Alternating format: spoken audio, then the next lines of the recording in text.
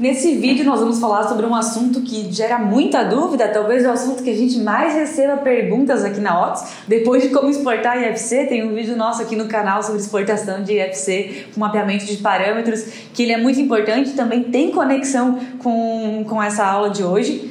E a gente vai falar então sobre os famosos requisitos de informação, também chamados de nível de informação necessária segundo a ISO 19650. E o que é isso, né? O que é esse documento aí que todo mundo pergunta sobre, muita gente ouviu falar, pouca gente viu exemplos, e hoje eu tô aqui para desvendar um pouco sobre esse assunto. Então, o nível de informação necessário, também conhecido como requisito de informação, eu vou acabar usando os dois nomes aqui, me perdoem, existe um nome correto ou não, o importante é que a gente consiga se conectar e falar da mesma coisa. Esse documento, esse registro, ele serve para que a gente entenda o que é esperado de informação dentro dos modelos BIM. Então, na hora que o projetista vai encaminhar o IFC para a gente com o projeto dele, são essas informações que eu vou querer que ele coloque dentro dos elementos, esses dados que vão precisar estar presentes dentro dos elementos. E aí, como que eu sei o que eu preciso de informação lá dentro do projeto? Isso tudo vai ser baseado de acordo com os meus requisitos. Por isso que a gente fala de requisito de informação. Eu, como contratante, no caso, a Otis como coordenação, que entende os requisitos da contratante, a gente traduz isso para que o projetista consiga incluir essas informações lá no projeto. Então, normalmente, quando a gente fala de requisitos de informação, a gente está tratando de informações relativas ao orçamento. Muita gente busca ele para tratar de orçamento. Eu vou trazer primeiro um exemplo, depois a gente volta para eu contar para vocês como a gente faz isso. Nesse caso aqui no Solibri, por exemplo, eu estou com uns elementos de alvenaria, então alvenarias de vedação, do pavimento de garagem selecionados desse empreendimento, e cada cor dessas aqui representa uma tipologia de bloco diferente. Então, bloco de 11,5, bloco de 14, bloco de 19, bloco de 9. Então, vou selecionando e ele vai me trazendo bloco por bloco. Mas por que esses elementos estão segmentados dessa forma? Por pavimento, por tipologia de bloco, e aqui embaixo eu consigo ver qual é o comprimento linear deles, qual que é a área bruta e a área líquida. Bruta é sem descontar a esquadria e líquida é descontando a esquadria.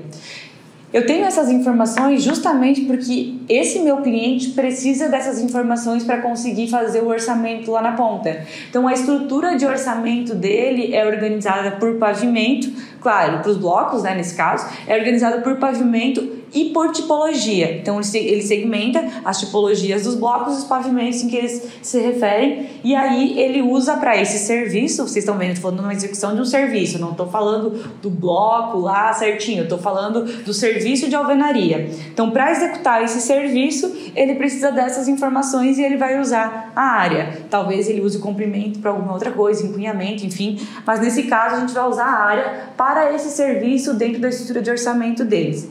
E é isso que um requisito de informação tenta traduzir. Eu vou traduzir a estrutura de orçamento em informações para serem colocadas dentro do modelo. Porque é muito difícil eu só virar para o juiz e falar, cara, pega minha estrutura de orçamento aqui e me entrega os quantitativos dessa forma. É um trabalho bem grande, bem moroso para o projetista chegar nessas informações. Então a gente cria esse documento para viabilizar que essas informações cheguem no projeto de uma forma mais fácil. Eu estou focando bastante em falar sobre orçamento, mas assim, a gente pode criar um requisito para coordenação. Então, eu preciso dos elementos classificados corretamente para conseguir compatibilizar um projeto. Todo mundo fala sempre de tubulação batendo com uma viga, né? É o mais clássico, o clash do BIM. Tubulação batendo com viga, batendo com qualquer outra coisa, elemento de estrutura contra instalações.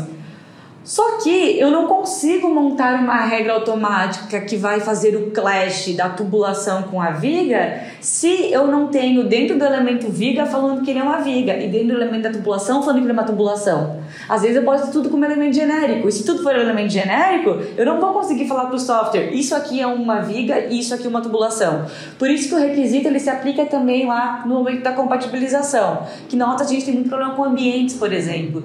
A gente usa muito ambientes para rodar regras de verificação dentro do Solibri. Só que se os projetos não vêm com a classificação de ambientes, não tem muito que a gente possa fazer. Eu não tenho como rodar muitas regras. E o projetista de arquitetura, se eu não falar para ele que eu preciso dos ambientes, ele não vai saber. Às vezes, para ele colocar uma informação diária lá no projeto, ele não precisa colocar os ambientes. Então, tudo isso precisa ser alinhado através desses requisitos. Existe também o uso desses requisitos para planejamento, para informações, por exemplo, eu quero fazer uma certificação LEED, eu quero fazer um estudo de desempenho de edificação, ou fazer uma simulação, eu poderia colocar, por exemplo, transmitância térmica dentro dos elementos. Tem várias informações que podem ser anexadas. Então, o requisito, o nível de informação, ele é moldado de acordo com os seus objetivos dentro do projeto, os objetivos como o BIM, e aí também com, além dos objetivos, quais são os requisitos dentro dele. Nesse caso, eu vou trazer o exemplo focando no orçamento, porque é o que mais pega e provavelmente você que está aí do outro lado assistindo esse vídeo é onde você tem mais dor hoje. Então, vamos lá. Primeira coisa que a gente tem aqui, isso aqui é uma EAP, uma estrutura de orçamento simplificada, tá? Eu trouxe uma um pouquinho simplificada aqui, deixa eu dar um zoom para vocês verem. Que a gente tem, ó, arquitetura, dentro da arquitetura a gente tem aqui a divisão alvenarias, paredes e painéis. Então, dentro desse grupo de serviço, eu tenho um serviço aqui, ó, parede com placas de gesso acartonado para uso interno, com 2 faces simples e estrutura metálica com guias simples. O que eu tenho para dizer sobre isso aqui? Vocês estão vendo que até nesse momento, o que eu tenho de segmentação? Eu tenho a segmentação que eu preciso do que é alvenaria, então fala o que é da arquitetura e a alvenaria, e o que dentro das alvenarias e, na verdade, aqui dentro das vedações, né, é uma parede de placa de gesso acartonado. Então, quais são os requisitos que eu tenho dentro desse projeto? O primeiro requisito está aqui, ó. A gente sempre faz essa divisão aqui na OTS, porque aí fica bem legal de entender. Então, para montar um requisito, sempre aconselho vocês fazerem isso. Pega a estrutura de orçamento e cria essas colunas aqui que a gente tem. Então, primeiro a unidade. A unidade, isso vai estar lá na estrutura do orçamento. Nesse caso aqui é metro quadrado.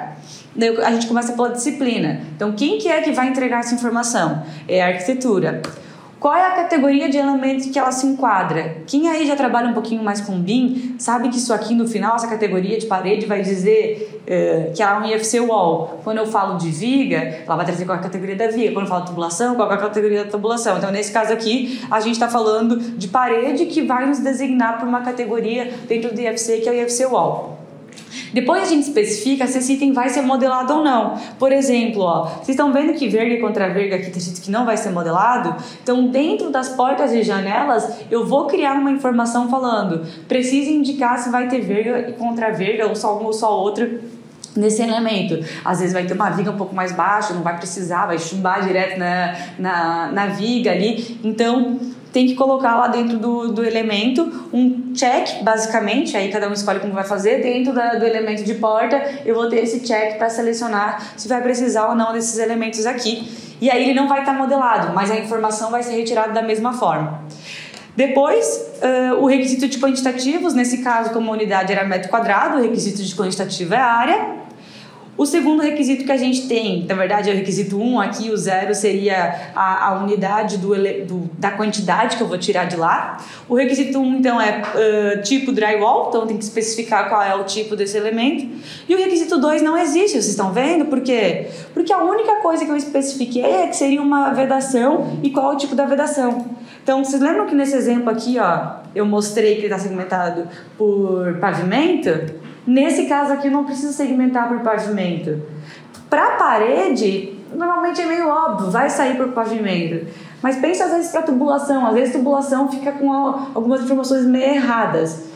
E aí o projetista vai lá e gasta um tempão absurdo ajustando para ficar no pavimento correto o elemento, e o cliente nem precisava dessa informação. Então por isso que o nível de informação necessário ele é muito relevante, porque ali tu não está entregando nem mais nem menos, o projetista não está gastando mais esforço para entregar uma informação que às vezes o cliente nem precisa. Quantas vezes a gente já entrou em projetos e o projetista não tinha ideia da estrutura de orçamento do cliente, mas ele precisava entregar quantitativo para o orçamento. E aí, essa estrutura, o projetista tirava da cabeça dele, dos outros projetos. Então, isso aqui acaba fazendo com que todo mundo trabalhe no essencial para o projeto. Depois de fazer essa segmentação aqui que eu mostrei para vocês e montando esses requisitos aqui dentro da estrutura de orçamento, a gente leva esses requisitos que estão aqui do lado para uma estrutura mais organizada, que é essa aqui, ó. Daria para entregar isso aqui para o projetista? Até daria, mas não fica da melhor forma, porque, por exemplo, aqui, ó, eu não falei para o projetista em qual etapa que eu vou querer que ele coloque essa informação.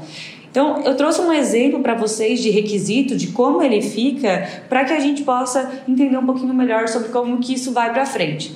Então, aqui, por exemplo, eu estou mostrando as vedações. Por que eu estou batendo tanto no exemplo das vedações? Porque isso aqui é o que dá mais problema. Dentro do BIM, quem trabalha com BIM aí sabe que todo mundo fala o que eu faço com as paredes, porque divide ou não divide, faz elemento junto, faz elemento separado. E o legal de vocês acompanharem também é que tudo que eu estou mostrando para vocês, eu não estou falando de Revit, eu não estou falando de ArchiCAD, eu não estou falando de Builder, eu não estou falando de ferramenta nenhuma. Todos esses requisitos, eles são formados numa estratégia de Open BIM. Então, eles se aplicam para qualquer software, porque no fim o que a gente vai receber de produto final é um IFC. Então, aqui, falando de blocos, lá nas fases iniciais do projeto, a gente vai receber paredes genéricas. Então, vocês estão vendo, ó, vamos começar aqui, ó, alvenaria de vedação, paredes genéricas.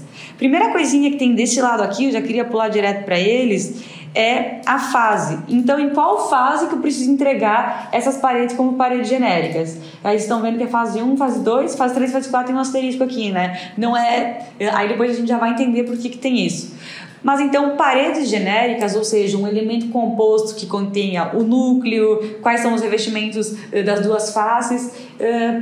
ele vai existir nas primeiras fases do projeto. Nas primeiras fases do projeto, a gente não tem elemento segmentadinho, um elemento para núcleo, um para revestimento de um lado, outro para revestimento do outro lado. Por que a gente não requisita isso no projeto? Porque os quantitativos que o cliente precisa nessa etapa, às vezes, não exige esse tipo de segmentação tão grande. Às vezes, ele precisa de uma informação muito mais simples, só a espessura do bloco, por exemplo, e aí dentro da parede composta tem como colocar isso. E por quê? Imagina o trabalho do projetista de arquitetura numa fase inicial, que é fase 1 e fase 2, que muita coisa está mudando ainda. Ele tem que ficar mudando, cada vez que ele vai mudar uma parede, ele tem que mover 3 elementos. A chance disso dar problema lá na frente, representar um erro de quantitativos, é muito grande. Então, aqui na Otis, a gente sempre aconselha que nas primeiras fases de projeto seja feito um elemento composto que envolva todas as camadas com a espessura total correta já, e depois, mais para frente, isso seja segmentado nos elementos. Então, dentro da descrição aqui, que é o primeiro tópico que a gente coloca, ó, paredes genéricas utilizadas para a representação geométrica inicial durante as fases 1 e 2 de projeto. Aí a primeira coisa que a gente faz é o IFC Type, IFC Wall aqui nesse caso. O Predefined Type, aqui a gente não coloca nenhuma informação para esses elementos, porque não tem necessidade.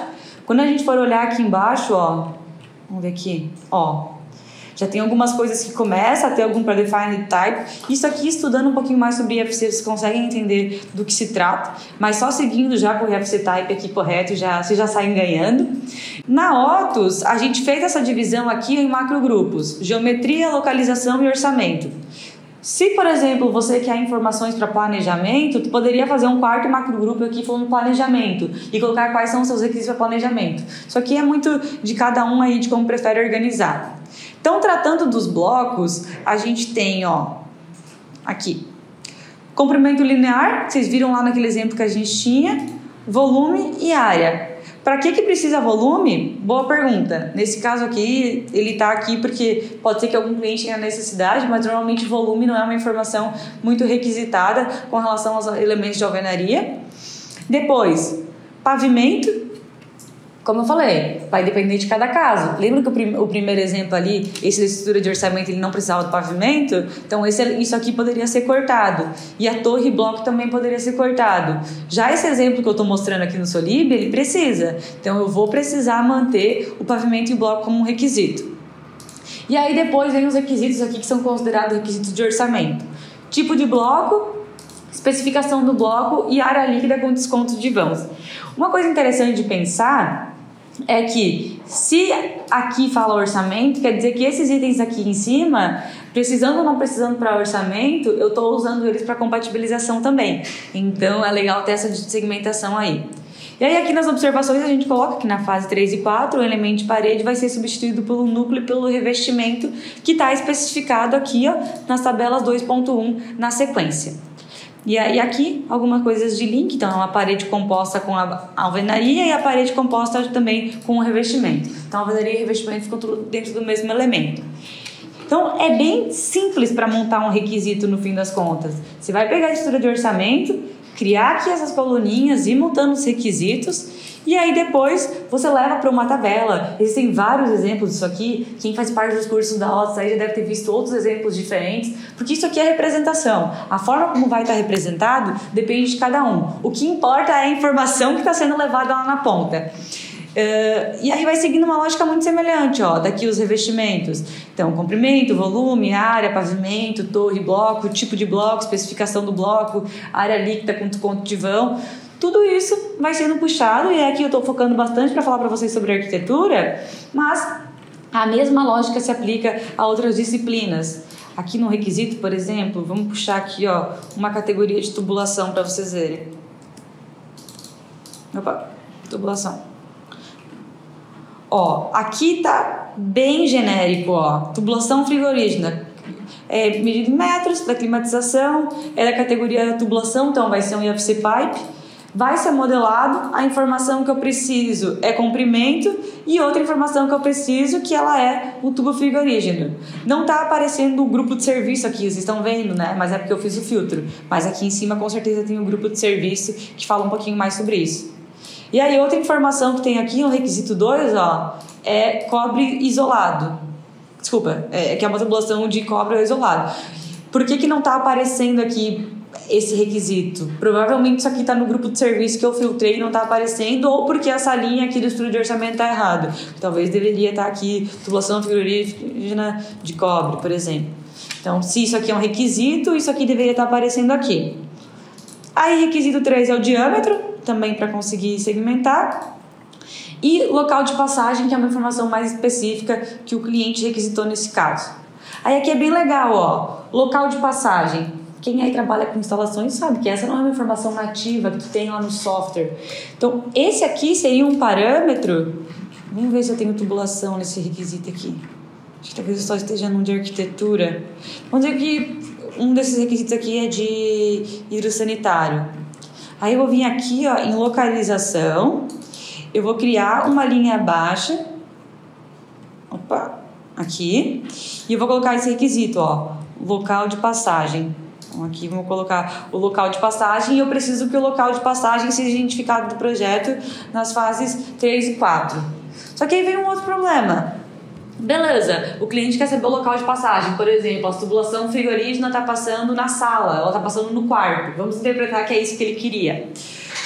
Como que eu vou representar essa informação dentro do modelo e eu vou carregar ela para um IFC? Aí vem a conexão com aquele outro vídeo que eu falei para vocês. Deem uma olhada lá que eu explico bem certinho como que extrai e leva essas informações aqui pro IFC. A gente até vai deixar o link aqui na descrição para que vocês possam acessar. Mas o interessante é pensar que isso aqui vai exigir a criação de um property set. O que é um property set? É basicamente uma pastinha, sendo bem simplista. Você vai criar uma exportação no teu IFC, que dentro daquela exportação, as informações dos elementos elas vão ficar organizadas numa pastinha. Quais informações dos elementos eu vou colocar nessa pastinha? Exatamente essas aqui. Comprimento linear, volume, área, categoria de IFC, pavimento. Então, tudo que está especificado aqui nesse requisito, então, ó, telhados, tudo que está dentro aqui de telhados vai ter na pastinha dentro do telhado. Então, quando eu clicar no elemento, ó, aqui, por exemplo, estão vendo esse P7 Otos? Esse P7 Otos é a pastinha que eu estou falando para vocês, ó. Então, dentro dessa pastinha a gente tem altura, área, comprimento, largura, pavimento, tipo, qual o tipo, o pavimento de topo, qual é a área. Então, tem a área bruta aqui, a área... Acho que nos dois casos, vamos ver aqui. Se a área líquida e a área bruta está representando duas vezes só. Está só representando a área duas vezes. Porque acho que uma está com uma 100 e uma 100, então ela puxou duas vezes. Essa pastinha, ela conta exatamente esses requisitos que tem aqui. E por que essa pastinha ela é muito boa? Sempre que eu for montar uma regra, for tirar um quantitativo, eu não vou ter que ficar procurando em qual localização isso está, aqui dentro do IFC, em que lugar que veio. Eu sempre vou procurar dentro desse property set. Sempre vão estar aqui as informações. E aí, quando eu for trabalhar com elas lá na frente, vai ficar tudo muito mais fácil. Então, para criar um property set, depende muito do software que você usa. Às vezes, no ArchiCAD, por exemplo, dentro do próprio software você consegue configurar. No Revit você tem que fazer um documento parecido com esse aqui, que é um TXT, que você vai importar lá dentro e vai utilizar. Mas em regras gerais, então, a gente monta o requisito e depois de montar esse requisito, a gente cria essa pastinha, que é uma regra de como que o IFC vai ser exportado. E aí o IFC sendo exportado com essa regra, fica muito mais fácil de, na hora de eu ir montando lá dentro do software a organização, eu vou pegar sempre as informações dentro dessa pastinha. Então, em linhas gerais, requisitos funcionam mais ou menos dessa forma. Dando uma recapitulada geral para a gente fechar aqui.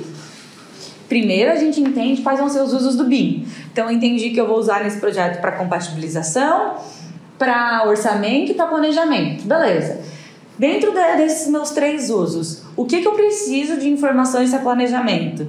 Eu preciso do pavimento do elemento, preciso da torre do elemento, preciso da disciplina que está envolvida, eu preciso de uma segmentação de plano de ataque, que às vezes já foi colocado dentro dos elementos, estou chutando aqui, tá? Para orçamento, preciso disso. Para compatibilização, isso. Beleza, entendi o que eu preciso, vou organizar isso aqui dentro de um documento para enviar para o projetista. E junto a esse documento projetista, é trabalho dele criar, mas você pode auxiliar.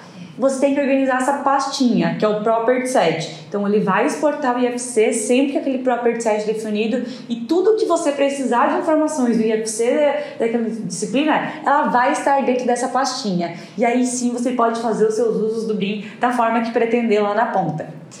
É isso, galera. Se vocês tiverem alguma dúvida, não deixem de comentar aqui no vídeo. A gente vai voltar a ajudar vocês. Vasculhem o canal do YouTube aí da OS, tem muita informação. Querendo novos conteúdos também, deixem de comentar aqui no YouTube que a gente vai ajudando vocês.